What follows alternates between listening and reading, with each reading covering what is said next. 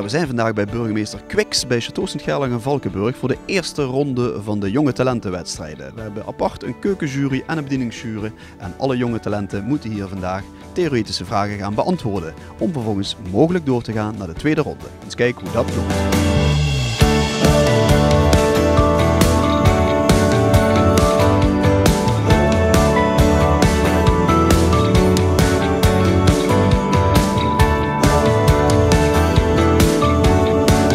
Koen, je komt net van bij de jury, hoe ging het? Ja, eigenlijk wel goed. Hè. Het is even spannend natuurlijk, maar goed, het is, voor de eerste keer was het nog natuurlijk wel een mooie ervaring, leuke ervaring. En ja goed, we hopen dat we natuurlijk door mogen naar de volgende ronde. Dus,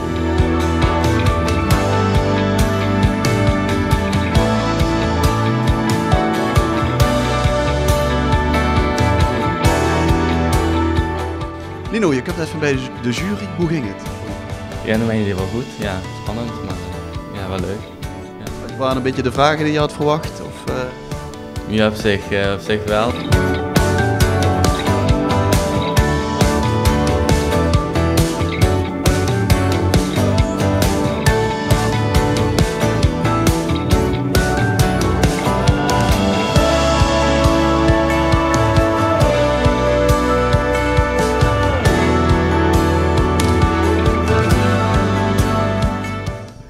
Je komt net van bij de jury die over de keukenwedstrijd gaat, hoe ging het? Het ging wel goed. Het waren een paar korte maar krachtige vragen. Ik heb veel over mezelf verteld ook.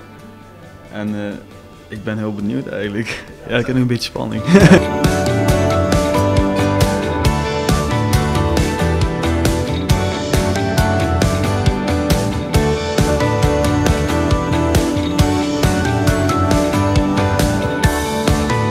Zo, de eerste ronde zit erop. Het was een pittige middag met veel topkandidaten, zowel bij keuken als bediening.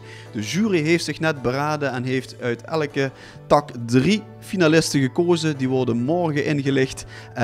En ja, dan gaat het gebeuren. Die tweede ronde op de maandag de 28e 's middags. En wie het gaat worden uiteindelijk, dat weten we 's avonds.